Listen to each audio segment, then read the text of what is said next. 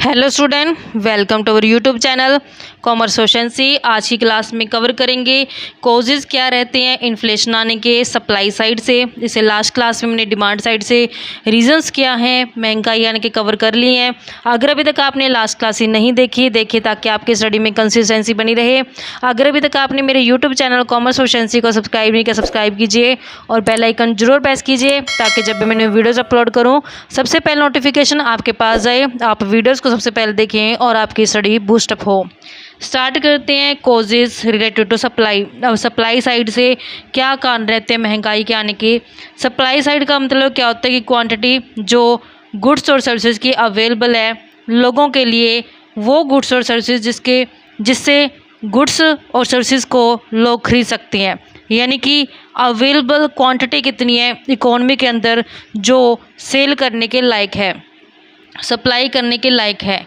तो यहाँ पे अगर बात की जाए सप्लाई साइड इन्फ्लेशन की, तो ये तब अराइज होती है जब जो सप्लाई होती है गुड्स की वो डिमांड के हिसाब से नहीं बढ़ पाती, यानी कि जिस हिसाब से डिमांड बढ़ पाती है उस हिसाब से सप्लाई जब गुड्स की नहीं बढ़ पाती, जिस कारण से इकोनॉमी के अंदर डिसइक्विलिब्रियम आ जाता है, यानी कि असंतुलन की सिचुएशन है जो अराइज हो जाती है। जो डिसइक्विलिब्रियम रहता है यही कारण रहता है प्राइस के बढ़ने का। तो यहाँ पे कुछ फैक्टर्स होते हैं जो कारण बनते हैं सप्लाई साइड से महंगाई के आने का। सबसे पहला आता है लेस प्रोडक्शन, यानी कि जो गुड्स और सर्विसेज प्रोड्यूस की गई हैं वो कम प्रोड्यूस की गई हैं एज़ कम्पेयर टू डिमांड, यानी कि जितनी गुड्स की डिमांड है उसके कंपेरेटिवली लेस गुड्स की जो सप्लाई की गई है, जिस कारण से जो प्राइजेस बढ़ने शुरू हो जाते हैं जो इन्फ्लेशन का रीज़न बनते हैं। तो यहाँ पे जो सप्लाई कम होती है उसके बहुत सारे कारण होते हैं, जैसे झगड़ा हो जाना एम्प्लॉयर और एम्प्लॉय के बीच में। जब एम्प्लॉयर और एम्प्लॉय के बीच में झगड़ा हो जाएगा तो वो काम नहीं कर पाएंगे। नेचुरल क्लाइमेट, जैसे मान लेते हैं कि ड्रॉट हो गया, फ्लड आ गया, अर्थक्वेक आ गया, तो ये भी रीज़न रहते हैं प्रोडक्शन के कम होने के। Under utilisation of production capacity, यानी कि जितनी प्रोडक्शन कैपेसिटी है, जितना गुड्स और सर्विसेज को प्रोड्यूस किया जा सकता है उससे कम जब गुड्स को प्रोड्यूस किया जाता है तो यहाँ पे अंडर यूटिलाइजेशन ऑफ प्रोडक्शन कहलाता है, यानी कि कैपेसिटी जो प्रोडक्शन की है वो पूरी तरीके से यूटिलाइजेशन नहीं की गई है। जब कम प्रोडक्शन किया जाता है प्रोडक्शन कैपेसिटी कंपेरेटिवली, तो यहाँ पे प्रोडक्शन जो कम हो जाता है, जो रीज़न रहते हैं प्राइसेस के बढ़ने का और महंगाई के आने का। नेक्स्ट रीज़न आता है आर्टिफिशियल स्कार्सिटी। तो यहाँ पे जो होर्डर होते हैं, होर्डर का मतलब होता है जमाखोर, जो प्रॉफिटियर्स होते हैं जिनका मकसद होता है लाभ कमाना।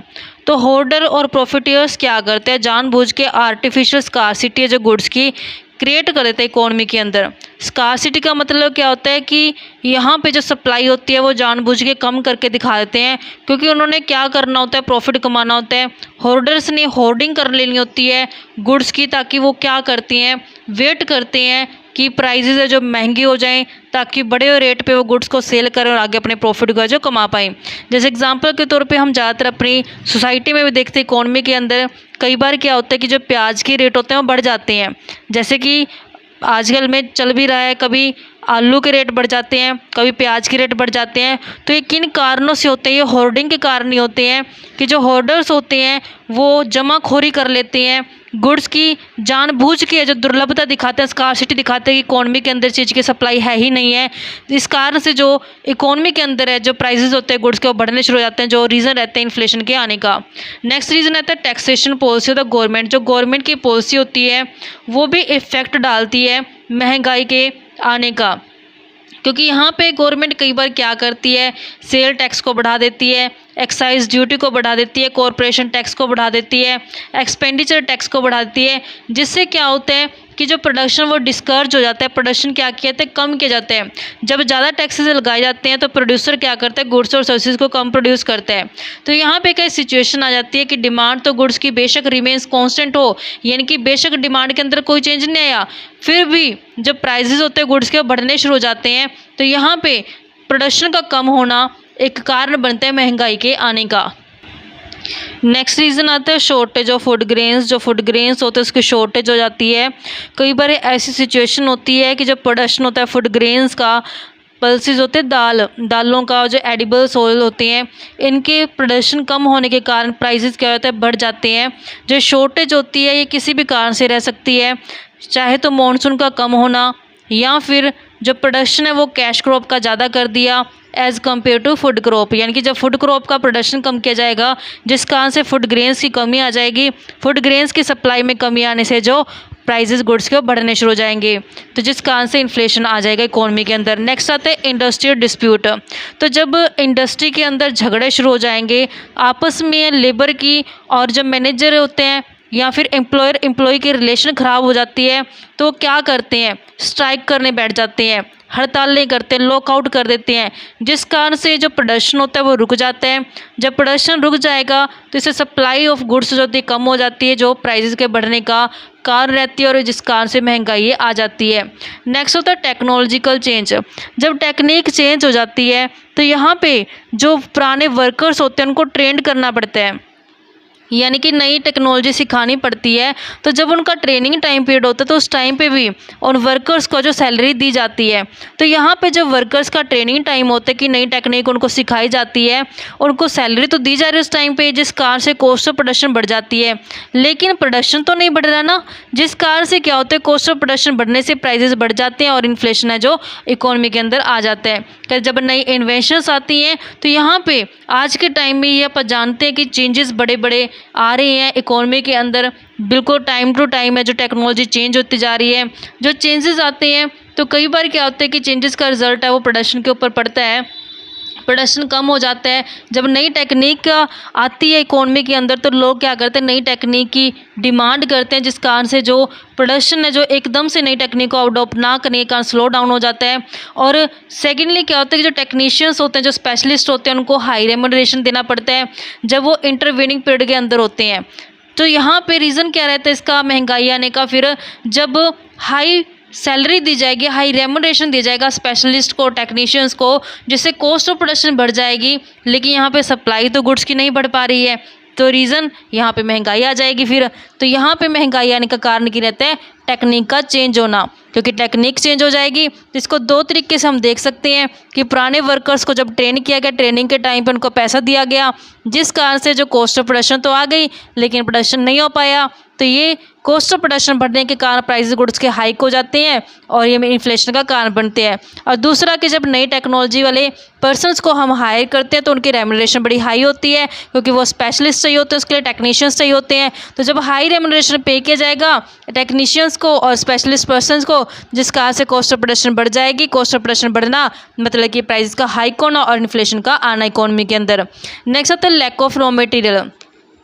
जिस रॉ मटेरियल का इस्तेमाल करके गुड्स और सर्विसेज को प्रोड्यूस किया जाता है, अगर उस रॉ मटेरियल के प्राइसेस बढ़ जाएंगे तो ऑटोमेटिकली जो फिनिश गुड्स होंगे उसके प्राइसेस भी क्या हो जाएंगे, बढ़ जाएंगे, जिस कारण से इन्फ्लेशन है जो आ जाएगा इकोनॉमी के अंदर। कहते हैं रॉ मटेरियल कम हो गया अपनी कंट्री के अंदर, तो यहाँ पे बहुत कम उम्मीद है कि बाहर से मंगवाया जा सकता है, जिस कारण से क्या होता है फिर प्राइस बढ़ जाते हैं और इकोनॉमी के अंदर महंगाई आ जाती है।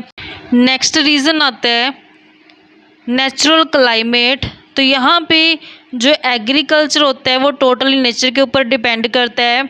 अगर नेचर फेवर में होता है तो एग्रीकल्चर प्रोडक्शन बढ़िया हो जाता है, लेकिन अगर मान लेते हैं कि अर्थक्वेक आ गया, फ्लड हो गया, ड्रॉट हो गया, तो यहाँ पे जो प्रोडक्शन होगा एग्रीकल्चर प्रोडक्ट का वो कम हो जाएगा, जिस कारण से प्राइसेस है जो एग्रीकल्चर प्रोडक्ट के वो बढ़ जाएंगे और इकोनॉमी के अंदर जो इन्फ्लेशन अराइज हो जाएगा। नेक्स्ट होता है प्रोडक्टिव सेटअप। मतलब क्या होता है कि हम जानते हैं कि जो गुड्स होती हैं लग्जरी भी होती हैं और नेसेसिटी गुड्स भी होती हैं। लग्जरी गुड्स वो होती हैं जो मतलब कि महंगे रेट के होते हैं, इनके प्राइसेस क्या होते हैं, ज़्यादा होते हैं। नेसेसिटी गुड्स वो होती हैं जो हर किसी को ज़रूरत के लिए चाहिए होती हैं। लग्जरी गुड्स ज़्यादातर कौन खरीदते, जो रिच पर्सन होते हैं, जो अमीर लोग होते हैं वो खरीदते हैं।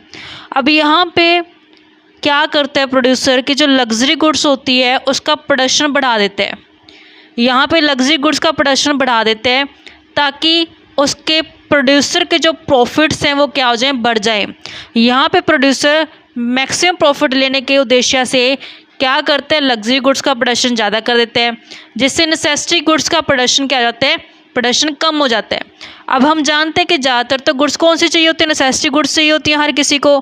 तो इसका रिजल्ट क्या होगा कि जब प्रोड्यूसर ने लग्जरी गुड्स का प्रोडक्शन ज़्यादा किया अपने प्रॉफिट को मैक्सिमम करने के लिए और नेसेसिटी गुड्स का प्रोडक्शन कम किया, जिस कारण से जो सप्लाई थी नेसेसिटी गुड्स की वो कम हो गई है। अब जब यहाँ पे प्रोडक्शन किया गया है लग्जरी गुड्स को बनाने के लिए, तो यहाँ प्रोडक्शन करने के लिए क्या लगाई होगी, लेबर तो लगाई होगी ना। तो जब लेबर लगाई होगी तो लेबर की वेजेस भी मिलेगी इनको। तो जो ये वेजेस है इनके लिए क्या है, पैसा है, तो इसको क्या करेंगे, परचेजिंग पावर बढ़ गई होगी, मतलब इसको क्या करें, खर्च करने के लिए गुड्स की डिमांड करेंगे। और जब गुड्स की डिमांड करेंगे तो यहाँ पे कौन सी गुड्स की डिमांड करेंगे, नेसेसिटी गुड्स की जो चाहिए होती है इनको।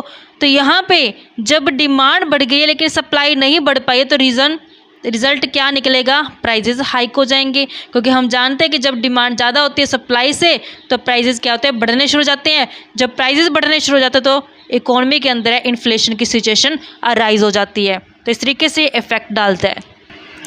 नेक्स्ट होता है वार। जब युद्ध का टाइम चल रहा होता है तो गवर्नमेंट क्या करती है, जो वार गुड्स होती हैं उनका प्रोडक्शन करने के ऊपर ज़्यादा जोर देती है।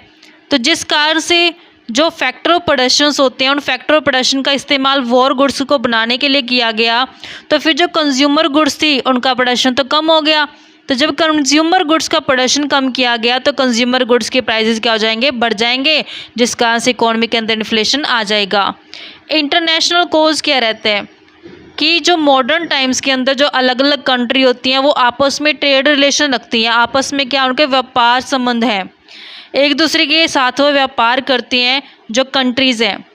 अगर एक कंट्री के अंदर प्राइस बढ़ गया तो उसका असर दूसरी कंट्री के ऊपर भी पड़ेगा, क्योंकि आपस में क्या ये ट्रेड रिलेशंस हैं।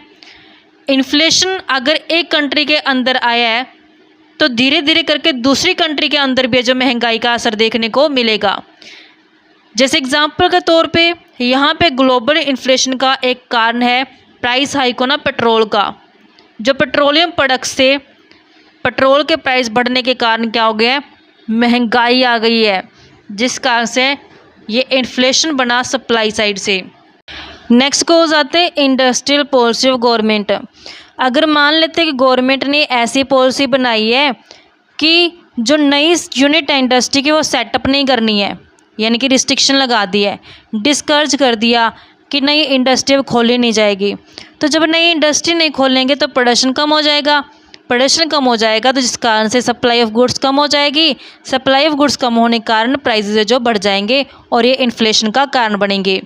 बोटलनेक्स इन प्रोडक्शन के प्रोडक्शन का कम होना, कि जब सप्लाई होती है बिजली की, कोल की और मीन्स ऑफ ट्रांसपोर्ट की जब कम हो जाती है तो फिर धीरे धीरे करके प्रोडक्शन के ऊपर इस पर असर देखने को मिलेगा, प्रोडक्शन भी क्या होगा, कम हो जाएगा।